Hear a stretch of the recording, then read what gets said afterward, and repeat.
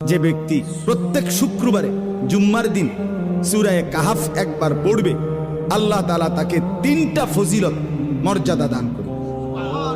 নবীজি সাল্লাল্লাহু আলাইহি সাল্লাম বলছেন, 1 নাম্বার, এই সূরা পুরাটা যে পড়বে শুক্রবার দিন, আল্লাহ তাআলা তার জমিন থেকে মানে তার পায়ের নিচ থেকে 7 আসমান পর্যন্ত তার জন্য পুরাটা জায়গা নূর আলোকিত করে দিবে।